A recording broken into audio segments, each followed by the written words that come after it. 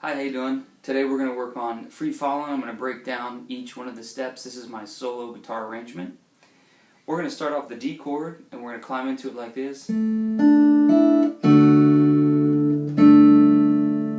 that would be D to G add 9. So what we've got is the open E and then we play a D chord. So the E and then the second finger comes down the F sharp. Play G sus2, which has the A in there, and you'll notice the 1 and the 3 fingers stay the same. And then fill up the measure with a little bit of that. Then so we've still got the G sus2 or G at 9, and we're going to play the melody on the D, and then we're going to come up here. There's a bit of an A shape. No, A major will be right here. I'm thinking of just C sharp and E with an A in the bass, and then I play a D and an F sharp, and that's just to harmonize the melody.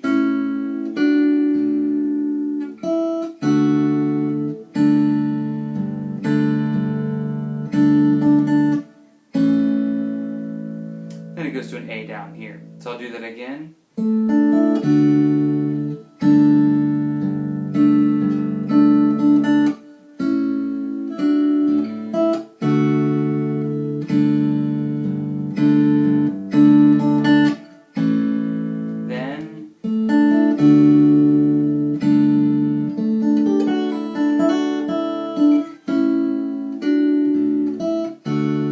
Back and talk about that lick. Okay, so the little fill lick I put in there, which is very James Taylor-ish. So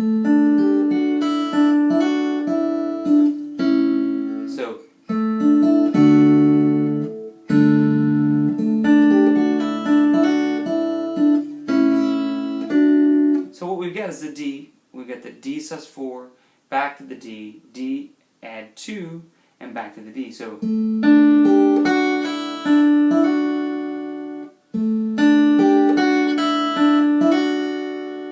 pull off, you're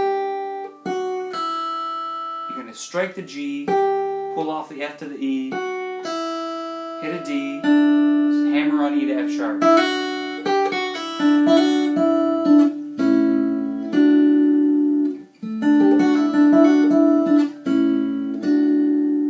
Nice little lick, and then we've got into the next section that I came up with. We're going to hold the bar. So sometimes when you're playing the A at the end of the phrase, you can do this. Other times, I think I do this with the first finger bar. Why?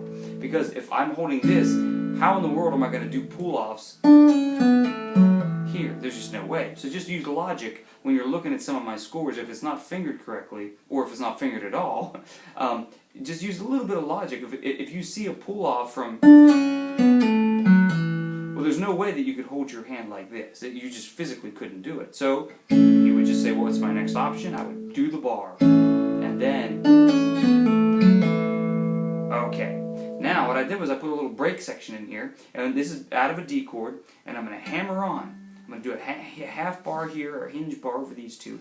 I'm going to hammer on my little finger. Why little finger? Because it creates a bigger arch. If I put 3 down there, the pad of my third finger will accidentally hit the high string, and that's not what I want. I'm going to arch up here, and I'm going to put this here.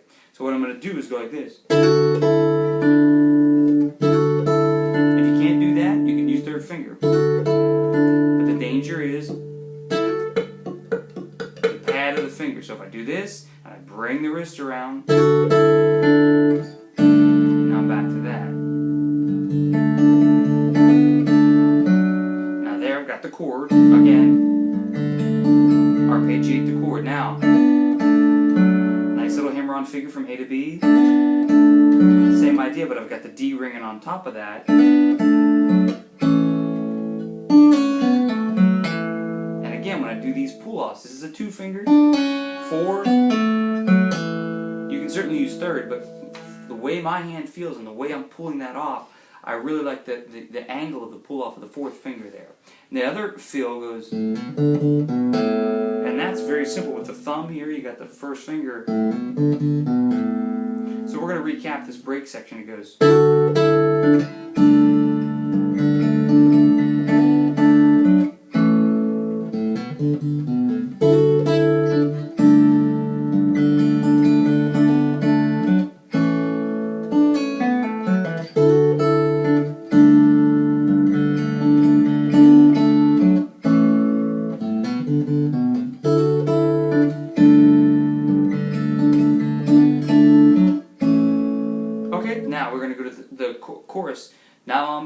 free fallin'. So we're going to go up here to the D note on the 10th fret with the first finger. Now I slide into that if I didn't mark that in the score. It's just because as I perform these live, I start to just add little things in. So just understand that. It's just a score. Do what it says, and then as you play it 50 times and go out and play it on Friday night at your performance or whatever you're going to do, you'll understand that certain things just happen. And there's no other way to say it than just as you perform live, things just happen. So just kind of take that with a grain of salt. You know, when you're looking at the score, say, okay, he might not have scored the slide in there, but in the video he did the slide. So what that means is, as he performs the song, it morphs, it changes, and that's just all that means. Or if you like the slide, again, it's personal preference and skill level. Now what I'm going to do here is hold the first finger. You'll see little diamond shapes. Those are harmonics. And what I'm going to do is the fourth finger is going to be the 12th fret here.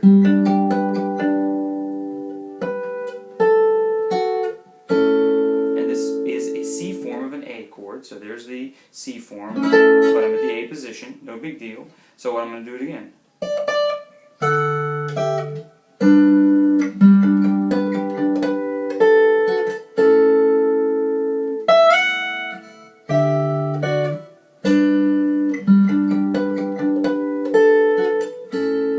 And we just do it again.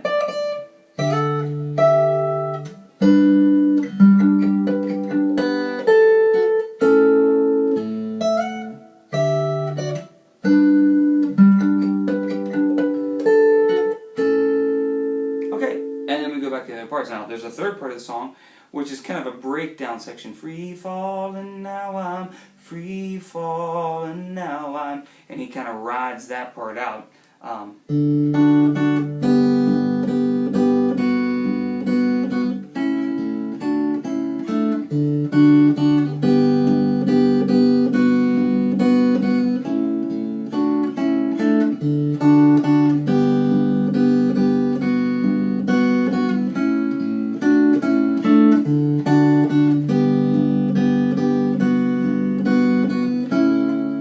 That is a D, G, A, the same kind of progression, but this time.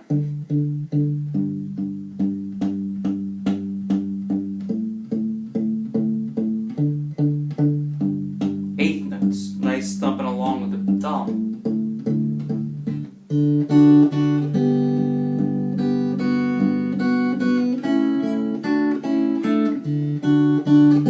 Now you'll notice when I play this D chord, the third finger and the first finger play here, and then I go to the second finger, fourth finger to that G. So it might be a little unorthodox to start that way, but you'll notice it goes right into the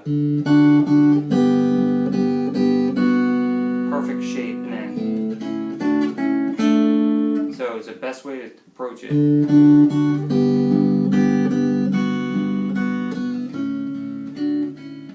And then back to the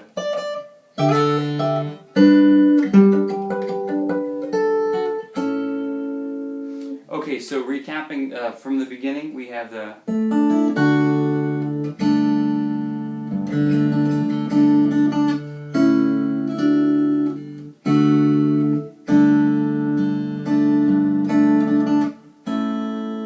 okay, and again, 2, 3, 4 fingers if you like, and then leading into the next section. Well, first of all, lick.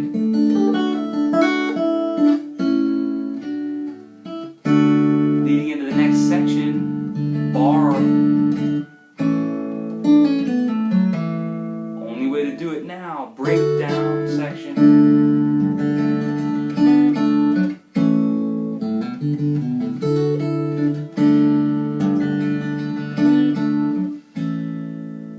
Alright, I hope that kind of breaks it down measure by measure for you. But again, watch the video of me performing it, listen to the Guitar Per 6 file, look at the PDF file, kind of put all those things together, practice it very slowly with your metronome, get the arch of your fingers up, so you and if you don't like the fourth finger, use the third. Decide on what fingers you're going to use down here. Again, these are just my suggestions based on my arrangements, but take it and make your own arrangement, or try to play it this way, or however you need to do it. But keep practicing and have fun. See you in the next video. Thanks.